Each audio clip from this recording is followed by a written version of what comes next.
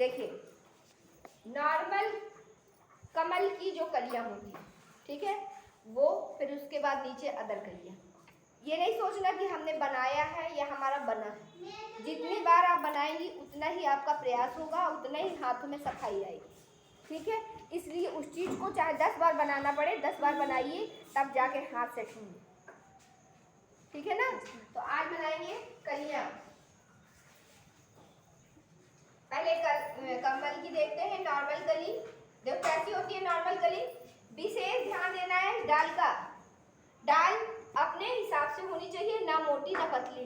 अगर इसकी जगह आप ऐसे कर देंगी तो भी गंदी लगेगी, देखने में लगेगी कि नहीं लगेगी, ये रेखा जैसी समझ में आएगी, डाल नहीं समझ में आएगी। इसलिए इस चीज को विशेष ध्यान दीजिए कि डालें कैसे बनानी है। उसमें एक लाइन होनी चाहिए, उसमें दिखना चाहिए कि वो डाल है। ये हो गई एक नॉर्मल कली, ठीक। इसके बाद हम आलेखित अगर लेंगे, यदि हम इसी को ले लेते हैं तो आलेखन में हम इसे भी डाल सकते हैं जगह के अनुसार। जगह अगर हमारे पास दिख रही है, कहीं कोने में कम जगह समझ में आ रही है, तो हम उसमें इस प्रकार की कली का प्रयोग कर सकते हैं, ठीक।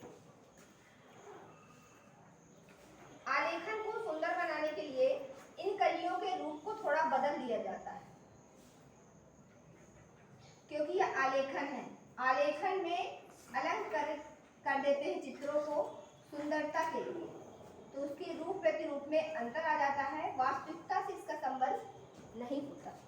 एक कली हो गई ये सभी जो मैं बता रही हूँ, ये सभी कमल के आलेखन में ही प्रयोग होती हैं। गुलाब गुड़हल में मत कीजिएगा, अदर जो फूलों के आलेखन होंगे उसमें इनका प्रयोग नहीं होगा।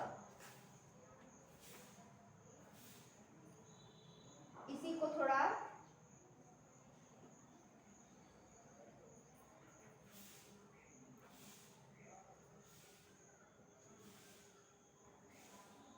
इसकी गोलाई का विशेष ध्यान रखिएगा कि नीचे से कैसी है, क्योंकि अगर आपने गलत जोड़ा तो आपके जोड़ने के अनुसार ये ऐसे बन जाएगी और ये देखने में बुरी लगेगी जब आप ऐसी बनाएंगे।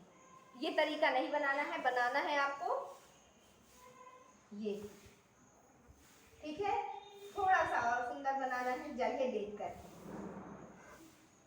तो इसमें थोड़ी सी इस प्रकार की पंखुड़ियां निकाल देंगे,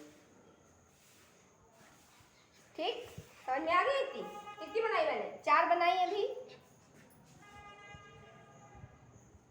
अब देखिए इतनी काफी है। छोटा अगर आकृति लेंगे तो फूल की आकृति आ जाएगी उसमें। फूल की आकृति देख लीजिए, इसी पे कली है लेकिन फूल नहीं है, ये ध्यान रखिएगा,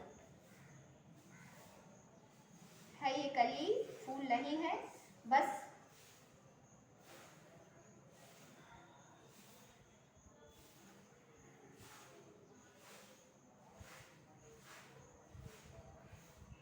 कम खिली हुई, ठीक है ना। बिल्कुल नहीं खिली है, जरा सी दिखाई दे रही है, उसकी आकृति लंबी दिख रही है, और जब वो खिल जाएगा तो उसमें गोलाई आ जाएगी कि नहीं आ जाएगी। इसलिए ये सभी कलियां जो प्रयोग होती हैं सिर्फ कमल के आलेखन में ही प्रयोग की जाती है। आलेखन सुंदर बनाने के लिए अलंकृत किया जाता है, वास्तविक तो होता है मगर पूरी वास्तविकता नहीं होती उसमें, ठीक है। उसमें हम अपने अनुसार उसकी सुंदरता ला सकते हैं, उसकी आकृतियों में थोड़ा सा बदलाव करके अपने अनुसार उसमें सुंदरता ला सकते हैं। एक और देख लीजिए,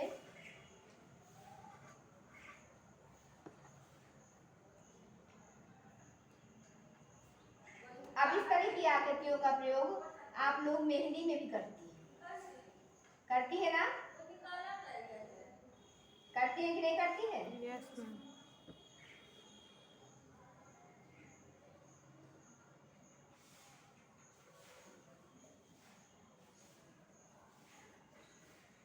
क्यों करती है? मेहंदी को सुंदर बनाने के लिए, ठीक है ना। ये सब आलेखन का ही रूप है। एक ये आकृति हो गई,